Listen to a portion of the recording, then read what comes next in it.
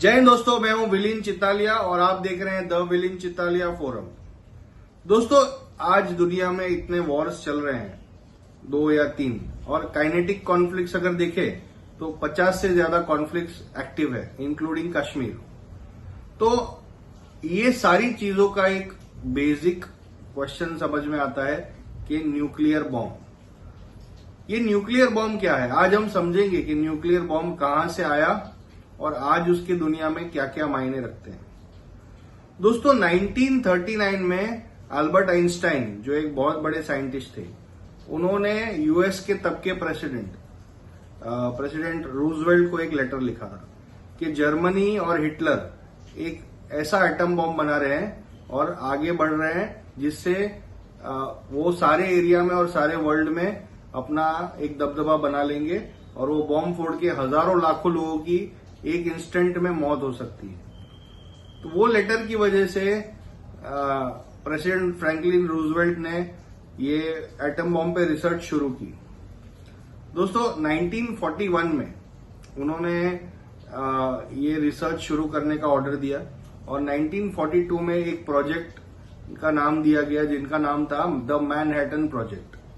The Manhattan project loss Alamos करके एक जगह है यूएसए में, वहां पे उन्होंने चारों बाजू 100 किलोमीटर तक कोई आबादी नहीं है ऐसी एक जगह चुनी और वहां पे पूरा एक गांव बसाया, साइंटिस्ट, मिलिट्री और सारे न्यूक्लियर फिजिसिस्ट को लेकर, और वहां पे उनका हेड बनाया डॉक्टर जे ओपनहाइमर को। कुछ समय पहले डॉक्टर ओपनहाइमर की जिंदगी पे एक मूवी भी आई थी दोस्तों, वो भी आपने देखी होगी। तो डॉक्टर ओपनहाइमर ने 1942 से 1945 के बीच में रिसर्च करके एक एटम बॉम्ब तैयार किया जो रेडी था, जो एटम्स के स्प्लिट होने पे एनर्जी रिलीज करता है, वो प्रिंसिपल में बनाया गया। वर्ल्ड वॉर 2 में जब भी जापान ने पर्ल हार्बर पे अटैक किया 1941 में, तभी अमेरिका ने वर्ल्ड वॉर 2 में एंट्री ली और सारा वॉर बदल गया। उसके पहले जर्मनी और हिटलर एक विनिंग साइड में थे, बट जैसे ही अमेरिका और रशिया इस वॉर में आए, वैसे जर्मनी, इटली और जापान की शिकस्त होनी शुरू हो गई। 1945 तक दोस्तों जर्मनी ने सरेंडर कर दिया था, इटली ने सरेंडर कर दिया था, पर जापान रुकने का दाम ही नहीं ले रहा था। जापान को इन्वेड किए बिना अमेरिका हरा नहीं सकता था और ये इन्वेजन में लाखों अमेरिकन जाने जाती थी। तो जब ये बॉम्ब रेडी होने की खबर आई 1945 में, तभी अमेरिका के प्रेसिडेंट, उन्होंने ये तय किया कि हम जापान के ऊपर न्यूक्लियर बॉम्ब फोड़ेंगे और एवरी 2 to 3 डेज तक फोड़ते रहेंगे जब तक जापान सरेंडर नहीं करता। उन्होंने उनको वार्निंग्स भी दी, पर क्या है कि एक वॉर में तो सब एक दूसरे को वार्निंग देते रहते। तो जापानी, जो एक बहुत रेजिलियंट कौम थी और लड़ाकू कौम थी, उन्होंने उसके ऊपर ध्यान नहीं दिया। तो दोस्तों, 6 अगस्त 1945 को पहला बॉम्ब हिरोशिमा में फोड़ा। दोस्तों, जैसे ही वो बॉम्ब का नाम था लिटिल बॉय और उनका 2 अमेरिकन पायलट्स प्लेन में वो लिटिल बॉय को लेके हिरोशिमा के बीच में उन्होंने ड्रॉप किया। वो जैसे ही ड्रॉप हुआ, वो भारी था बॉम्ब, प्लेन अचानक से ऊपर गया और उन्होंने टर्न मारा। और एक बॉम्ब है वो एक ऊंचाई पे फटता है, जमीन पे नहीं फटता, एक ऊंचाई पे, ताकि यानी कि मैक्सिमम डैमेज इन्फ्लिक्ट हो। जैसे वो बॉम्ब एक ऊंचाई पे फटा दोस्तों, 80,000 लोग जगह पे पिघल गए। कहा जाता है वो बॉम्ब से जो एनर्जी पैदा होती है वो 1000 डिग्री के ऊपर उसका एनवायरनमेंट होता है। मतलब जो भी चीज रास्ते में आई उसको पिघाल दिया 1 किलोमीटर के एरिया में। 3 किलोमीटर के एरिया तक सारी चीजों को बर्बाद कर दिया, तोड़ फोड़ दिया। दोस्तों, उसकी ऑफिशियल कैजुअलिटीज वो बॉम्ब की आज 80,000 से 1 लाख कही जाती है, बट अगर ऑन ग्राउंड देखेंगे तो वो 2 से 3 गुना हो गई थी। कई सालों तक रेडिएशन वहां पे रहा और उनकी नस्लें लूली, लंगड़ी, डिफॉर्मिटीज के साथ पैदा हो गई। दोस्तों, ये 6 अगस्त को बॉम्ब फूटा, उसके 3 दिन बाद एग्जैक्टली नागासाकी में दूसरा एटम बॉम्ब फोड़ा गया और वहां पे भी same amount of casualties, 1 lakh से 1.25 लाख, और पूरा शहर फ्लैट हो गया। दोस्तों ये जब बॉम्ब फूटे तभी अमेरिका में जश्न का माहौल था कि हमने बर्बादी तबाही करके जापान को हरा दिया, और जापान ने कुछ दिनों बाद अनकंडीशनल सरेंडर दे दिया और वर्ल्ड वॉर 2 एंड में आ गया। दोस्तों जब ये अटैक्स, ये एटम बॉम्ब के वीडियोस और फोटोज बाहर आए तभी दुनिया ने ये न्यूक्लियर बॉम्ब की तबाही का लाइव शो देखा और दुनिया दंग रह गई। इवन अमेरिकन शॉक हो गए कि इतनी बर्बादी, अगर इतना पावर एक आदमी के हाथ में रह सकता है तो it is like a God. Doctor J Oppenheimer ये न्यूक्लियर बॉम्ब के टेस्ट करने के बाद कहते हैं कि now I am death the destroyer of world. ये भगवान विष्णु ने भगवत गीता में कहा है और ये लागू पड़ता है ओपनहाइमर को कि उन्होंने एक ऐसा यंत्र बना दिया, ऐसा बॉम्ब बना दिया जो हमारी पूरी दुनिया को नष्ट कर सकता है, और एक बार नहीं 300 बार नष्ट कर सकता है। तो इतनी बड़ी ताकत आज की तारीख में इन देशों के पास है। ऐसा है कि आज की तारीख में पूरी दुनिया में 12,331 न्यूक्लियर बॉम्ब्स की स्टॉक पाइल है, जिसमें से रशिया के पास 5,500, यूएस के पास 5,300, China 600, France 290, UK 225, India 180, Pakistan 170, Israel 90 और नॉर्थ कोरिया 50। ये सारे न्यूक्लियर स्टॉक पाइल 9 देश, और अभी 10वां ईरान ट्राई कर रहा है न्यूक्लियर बम बनाने में।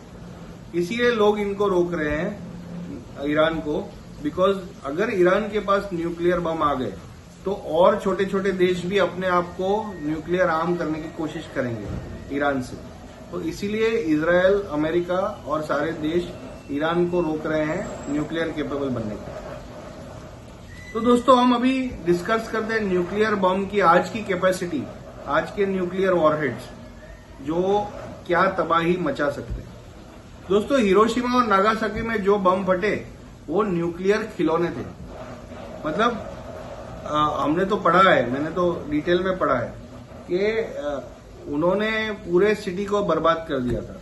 उनकी कैपेसिटी थी 15 किलोटन से 20 किलोटन मेगा डायनामाइट। दोस्तं आज जो एच बॉम्ब जो है, थर्मोन्यूक्लियर बॉम्ब, हाइड्रोजन बॉम्ब, उसकी कैपेसिटी है 100 किलोटन। मतलब जो हिरोशिमा नागासाकी में फटे थे उससे कम से कम 5 से 6 गुना बड़ी तबाही और बड़े धमाके कर सकते हैं। मतलब अगर न्यूयॉर्क या फिर मुंबई जैसे बड़े शहर में वो गिर जाए तो कम से कम 6 से 10 लाख की आबादी 1 मिनट में मर सकती है, और अनगिनत आबादी उनके आफ्टर इफेक्ट से मर सकती है। दोस्तों जैसे ही एक न्यूक्लियर बॉम्ब का अटैक होता है किसी की भी तरफ से, तो सामने पलटवार भी न्यूक्लियर में ही होगा, और आप सोचिए कितने मासूम लोगों की जान चली जाएगी। ये जो अनपढ़ों का टोला है पाकिस्तान में बोलता है हम न्यूक्लियर बम फेंक देंगे, न्यूक्लियर बम। अरे आप जाहिलो, आप पढ़ो तो सही, न्यूक्लियर बम होता क्या है। दोस्तों मुझे समझ में ही नहीं आता। ये पाकिस्तान की 2 मिनट बात कर लेते हैं। ये ऐसी कौम है जो अपनी बर्बादी की खबरों पे जश्न मनाती है, आप समझे। और कुछ भी बोलते हैं, जो भुट्टो थे, जुल्फिकार अली भुट्टो, उन्होंने कहा था हम घास खा लेंगे पर एटम बना लेंगे, एटम बम बनाएंगे। ये एटम बम किसकी हिफाजत कर रहा है? भूखे की भूख की हिफाजत कर रहा है, गरीबों की गरीबी की हिफाजत कर रहा है, जो करप्ट लोग है उसके करप्शन की हिफाजत कर रहा है। आज वो देश है जो एटम बम बना लिया पर खाने को रोटी नहीं दे सके अपने लोगों को, पीने को साफ पानी नहीं दे सके। Every food item in Pakistan is adulterated, सब में मिलावट है। उनकी जो नस्ल है वो मिलावटी खाना खा रही है। तो ये एटम बम का अगर नतीजा है पाकिस्तान के लिए, तो एटम बम उनके क्या काम आया। अगर इंडिया को पाकिस्तान कब्जा करना ही होता तो 1971 में बांग्लादेश जब भी अलग किया तो बांग्लादेश कब्जा कर लेते। क्या हम लोगों को पाकिस्तान पे कब्जा करने में 1% भी इंटरेस्ट है? नहीं है, क्योंकि हमारे खुद के प्रॉब्लम्स है, हमें ग्रो होना है, हमें जाहिलों का टोला नहीं चाहिए। तो पाकिस्तानियों को मैं यही कहना चाहूंगा कि ये जो इंडिया का ऑब्सेशन है अपने दिमाग से निकालिए और प्राइमरी एजुकेशन पे फोकस कीजिए बच्चों की, और ना कि ये पाकिस्तानियों को, इंडिया वालों को भी मैं बोलना चाहता हूं कि भाई ये खित्ते ने क्या लड़ने की कसम खाई है जो सब कॉन्टिनेंट है साउथ ईस्ट एशिया, हमारे बच्चे कांस्टेंट न्यूक्लियर अम्ब्रेला के फियर में क्यों रहे? हम भी यूरोप बनना चाहते हैं। यूरोप ने सदियां लड़ाई लड़ी है और आज यूरोपियन यूनियन बना के बैठे हैं। They don't need a visa to travel to other countries. तो क्या हम लोग ने क्या हम पत्थर खाते हैं, घास खाते हैं कि हम एक सॉल्यूशन ये पूरे प्रॉब्लम का नहीं निकाल के शांति से हमारे आवाम को जीने दे, गरीबी में से बाहर निकाले और ये कांस्टेंट जो आर्म्स रेस चल रही है उससे छुटकारा दे। मोदी जी ने ट्राई किया था जब भी वो आए थे 2014 में, तभी नवाज शरीफ उनके प्राइम मिनिस्टर थे, उनको इनवाइट किया उनकी स्वेरिंग इन सेरेमनी में, पर फिर पाकिस्तान बाजी नहीं आता। उन्होंने पुलवामा कर दिया, उन्होंने उरी कर दिया, टेररिस्ट अटैक इंडिया में कर रहे हैं। अरे यार, आपको इंडिया को तोड़ने का इतना ऑब्सेशन क्यों है? और कश्मीर आपने ले लिया, फिर लेके क्या करोगे? जो है उसको संभाल नहीं पा रहे हो, इतना बड़ा पाकिस्तान है, और कश्मीर ले लेंगे। तो मेरी आपसे यही विनती है, जो अंदर कचरा भरा हुआ है, टेररिस्ट लोग हैं, जो तंजीमें हैं, जो नफरत फैलाती है इंडिया की, उनको रूट से उखाड़ के फेंकिए और आप देखिए कि इंडिया के साथ दोस्ती आपको कितनी अच्छी होती है लॉन्ग टर्म। आप ट्रेड करिए, ये 1.5 अरब की मंडी है, आप बना के यहाँ पे अपनी चीजें बेचिए और अपनी आवाम को ट्रेड करने दें। वापस आते हैं दोस्तों न्यूक्लियर बम पे। इंडिया की न्यूक्लियर कैपेबिलिटी बहुत स्ट्रांग है। हमने इंडिजिनसली बनाया हुआ है न्यूक्लियर बम, यानी कि हमें ना तो यूएस ने हेल्प किया है ना रशिया ने हेल्प किया है। हमारा न्यूक्लियर प्रोग्राम हमारे बलबूते पे बना हुआ है, हमारे साइंटिस्ट की मेहनत पे, हमारे लीडर्स के विजन पे बना हुआ है। और ये न्यूक्लियर वेपन्स को सपोर्ट करने के लिए हमारे पास सबमरीन्स, हमारे पास बैलिस्टिक मिसाइल्स, हमारे पास ऐसे जहाज है जो जाके ये न्यूक्लियर को डिलीवर कर सके। जैसे कि फॉर एग्जांपल हमारे पास अग्नि 5 है जो हजारों किलोमीटर दूर जाके अपने निशाने पे सटीक वार कर सकती है।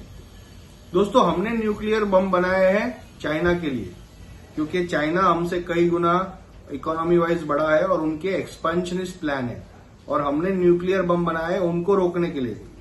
दोस्तों, अभी मैं आपको समझाता हूं न्यूक्लियर बम एक डिटेरेंस की तरह कैसे काम करता है। डिटेरेंस मतलब हिफाजत, मेरी हिफाजत।